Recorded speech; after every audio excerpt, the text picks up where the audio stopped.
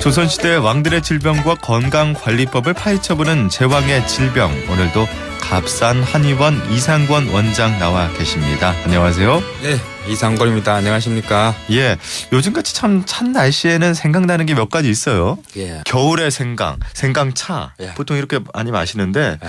적절한가요? 겨울에 마시는 게? 그렇죠. 생강 자체가 따뜻한 성질이 있고 매운 성질이 있기 때문에 우리 몸에 온기를 많이 도와주거든요.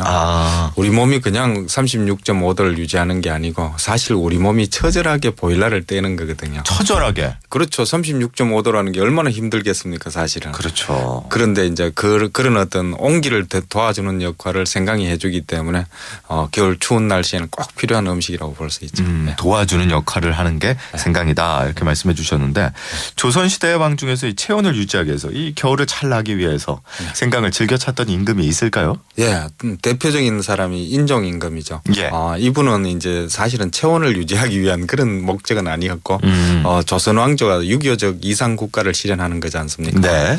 그래서 조선 왕의 궁극적인 목표는 내성외왕이라고 그러는데 그게 어떤 거죠? 안으로는 성현의 마음가짐을 가지고 밖으로는 왕노릇을 한다 이렇게 돼 있는데 인종은 그런 어떤 유교적 이상 국가를 실현하는 왕으로서의 어떤 그 공자의 말씀을 실천하기 위해서 생강을 먹게 되는데 공자가 말씀하신 어떤 논어의 향당편에 보면 공자는 매일 생강을 먹으면서 자신의 정신을 소통하고 그다음에 자기의 자신 속에 들어있는 나쁜 기운들을 몰아낸다 이런 구절이 있기 때문에 자기의 글 공부를 가르쳤던 시광원 관료들한테 생강을 선물하면서 생강의 어떤 가치를 다시 한번 되새겨보라 이런 이야기를 하셨기 때문에 인종임금 같은 경우는 생강을 아주 사랑하셨다 이렇게 이야기할 수 있습니다. 인종임금 말고 또 어떤 다른 왕은 없을까요? 대표적인 왕들이 많이 있는데 특히 이제 선조임금과 영조임금이 특히 생강을 이래 자신의 어떤 건강의 방편으로 삼으셨죠. 예. 선조임금 같은 경우에는 본인이 이제 굉장히 많은 어떤 기침을 한다든지 가래를 많이 끓으셨거든요. 왜냐하면 그 임진왜란이 일어나서 본인이 이제 몽진을 의주까지 가셨기 때문에 굉장히 힘들었을 거 아닙니까? 그래서 감기를 자주 걸리시고 기침을 자주 했는데 그때 이제 과반한이라는 환약하고 생강하고 귤피 그러니까 귤 껍질을 같이 했는 그런 차를 마시면서 가래도 없애고 기침도 없앴고 그다음 또 한 분이 이제 영조임금인데 영조임금은 저번 시간에도 우리가 소개를 했지만 배가 자주 아프고 설사를 자주 하니까 그러니까 일부러 본인의 어떤 복통을 없애고 위장을 따뜻하게 만들기 위해서 생강차를 자주 드셨다는 것이죠.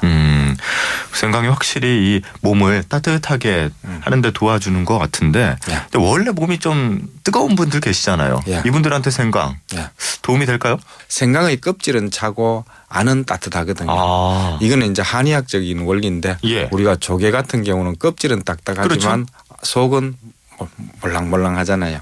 그 대신 오징어는 껍질은 부드럽지만 불에 태우면 불에 거슬리면 이제 딱딱해지잖아요. 그래서 부드러운 것은 딱딱한 것을 포함하고 있고 딱딱한 것은 부드러운 것을 포함하고 있다 이렇게 이야기하는데 생강도 껍질 자체는 차고 속은 따뜻한 성질이 있기 때문에 조금 많이 드셔도 사실 별 문제는 없는데 근본적으로 열을 많이 도우는 음식이기 때문에 땀이 많이 난다든지 머리에 열이 많이 올라온다든지 목과 어깨가 뜨끈뜨끈하다든지 폐결핵이 있는 사람은 생강을 먹게 되면 오히려 굉장히 부담이 되고 특히 이제 동의보감을 보게 되면 생강을 많이 먹게 되면 눈에 그 안질이 온다. 그러니까 눈에 열이 많이 올라와서 눈이 멀게 된다. 이렇게 해놨으니까 적절하게 섭취하는 게 좋으실 거예요. 그 옛부터 우리 임금들은 어떻게 생강을 복용하셨나요?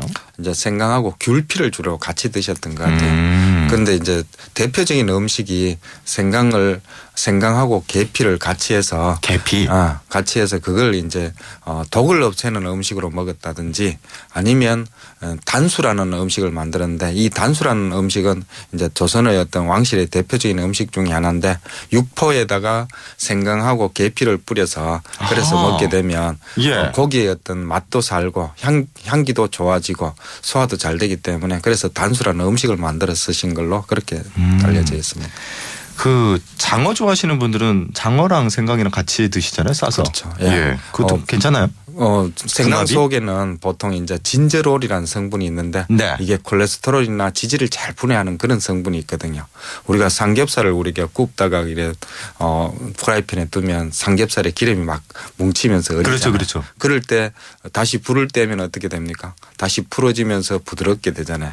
똑같이 생강도 맵기 때문에 지질이라든지 콜레스테롤을 잘 분해하는 그런 성질이 있어서 그래서 이제 장어 같은 걸 먹을 때는 꼭 생강을 같이 먹게 되면 장어 속의 단백질이나 지질들을 잘 분해해서 소화를 잘 시켜주도록 그렇게 도와주는 것이죠. 그럼 고기랑 이 생강의 궁합이 적절한 거죠?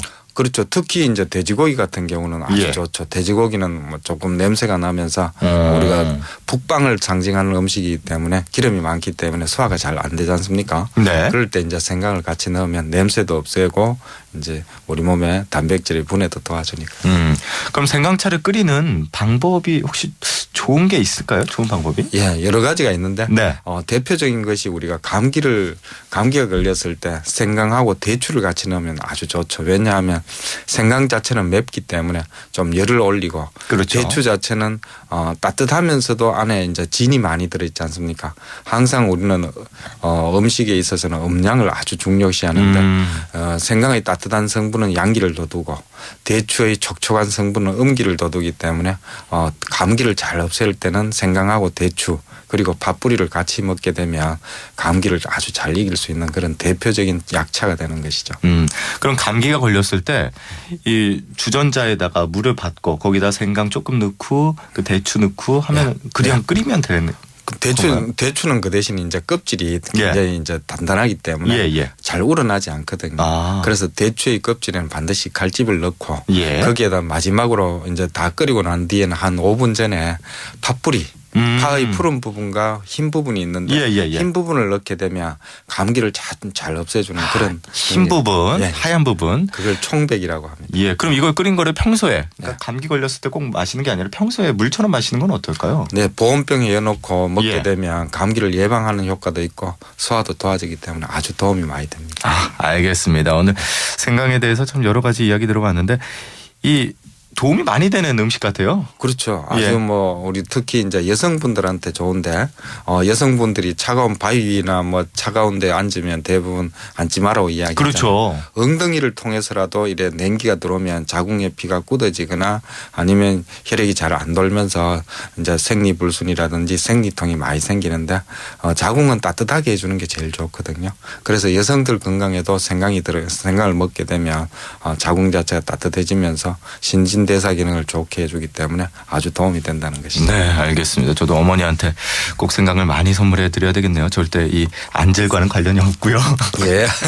자, 지금까지 도움 말씀의 갑산한 임원 이상권 원장이었습니다. 고맙습니다. 네, 감사합니다.